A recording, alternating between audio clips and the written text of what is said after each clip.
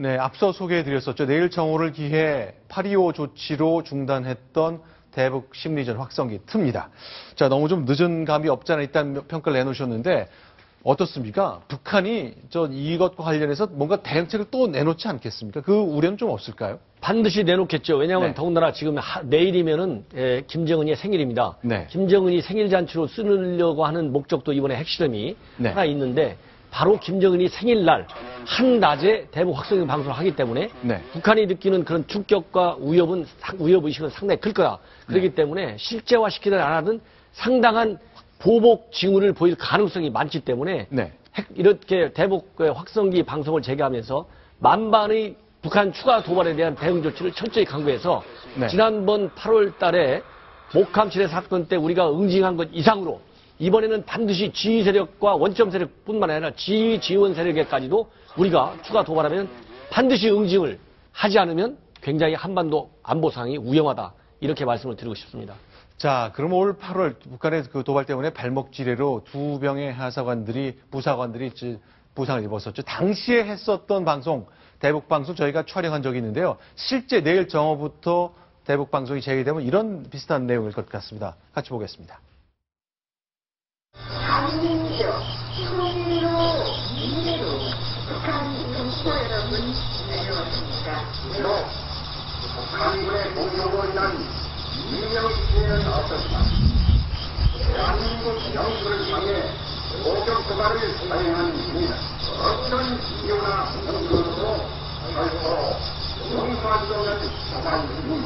대한민국 국군은 북한군이 공격 도발을 한 도발 원점을 향해 다르고 못한 중립방을 가격하니 추가적인 도발에 철저히 대비하고 자, 그러니까 우리가 지난 8.25 합의를 보면 이 법률적 근거를 갖고 있는 것이죠.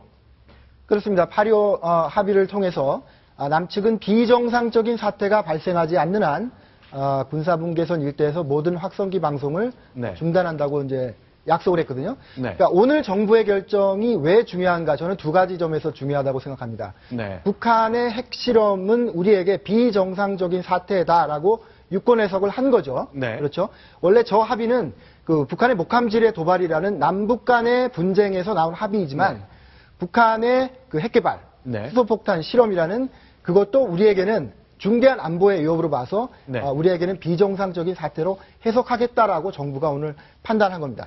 또 하나 또 중요한 의미는 원래 그 북한의 핵개발이라는 것은 북한과 미국 간의 관계에서 논의되어 왔죠. 네. 북한과 남한과의 남북 관계는 다른 결이라고 네. 역대 정부들이 해석을 해왔는데 네. 이번에는 두 가지를 연계시킨 겁니다. 네. 북미 간의 갈등으로 본 그 북한의 핵개발 네. 이슈를 우리 남한의 중대한 안보 위협으로 보고 우리 남북 관계도 거기에 연동시키겠다는 그런 중요한 결정으로 볼 수 있습니다.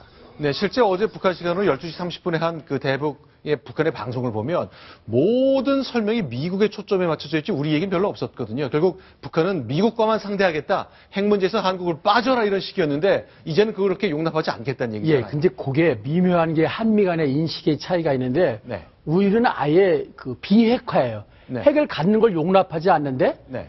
미국은 이제 비확산으로 들어선 것 같아요. 네. 더 이상 이제 핵을 더 개발하지 말라. 네. 이런 인식의 차가 있다 보니까 그 틈새를 북한이 비집고 미국한테 달려드는 것 같아요.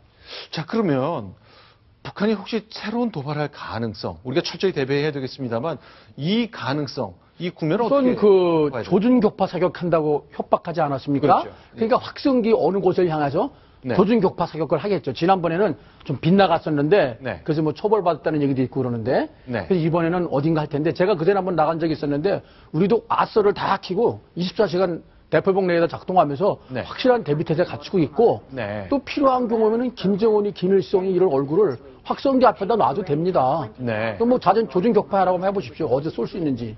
네. 자, 그러면 실제로요, 우리가 저렇게 대북 방송했을 때 북한이 대단히 아파했잖아요. 자신의 핵심인 김정은 일가에 대한 비판이 이어졌기 때문인데 실제로 북한의 군으로 일하면서 우리의 대북 방송과 관련된 업무를 했던 탈북자가 있습니다. 그분의 음성도 저희가 직접 들어보겠습니다. 북한 주민들의 입장에서는 최고 존엄의 이제 공격이나 모독으로 될 수가 있는 부분이고, 대북 이제 심리전 자체가 체제 전복과 제도 붕괴를 전제로 한 중대한 도전이다.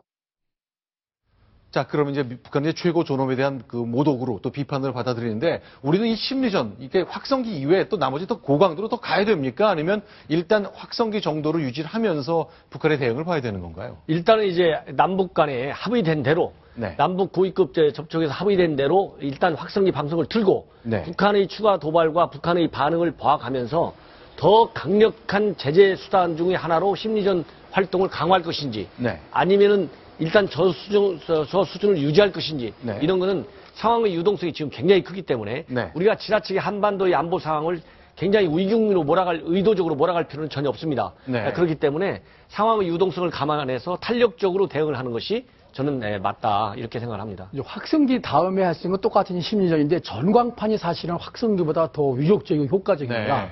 네. 전광판도 활용할 수 있고 뭐 부처님 오신 날인지 송탄년 날 그 전등 투리 이런 거 있지 않습니까? 네. 그것이 또 미치는 그 인민군 병사들에게 미치는 영향이 크거든요. 네. 그런 것들도 사실은 준비해야 된다고 봅니다. 이번에 사실 북한이 네. 4차 핵실험할 때를 대비해서 우리가 확성기 같은 건 사전에 훈련 및 시나리오를 미리 준비해 놨어야 돼요. 네.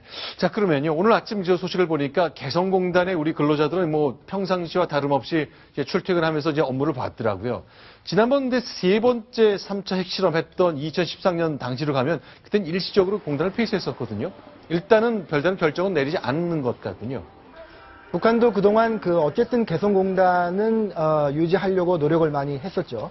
근데 우리가 지금 다시 생각해 봐야 될 것은 예나 지금이나 개성공단은 남한에게는 거대한 그 전략적인 취약성입니다. 거기에 우리 한국 측의 네. 공단 그 근로자들이 들어가 있죠. 네. 그 출로를 끊어놓고 인질로 잡을 가능성이 늘 상존하는 겁니다.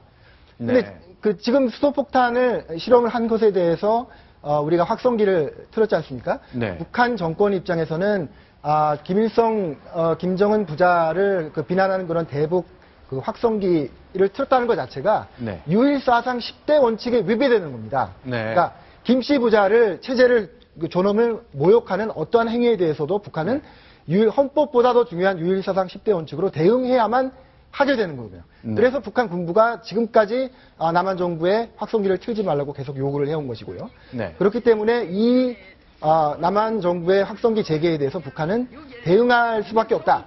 그 대응하는 여러 가지 옵션 중에 분명히 개성공단에 대한 위해가 있을 것을 우리가 예상할 수 있습니다.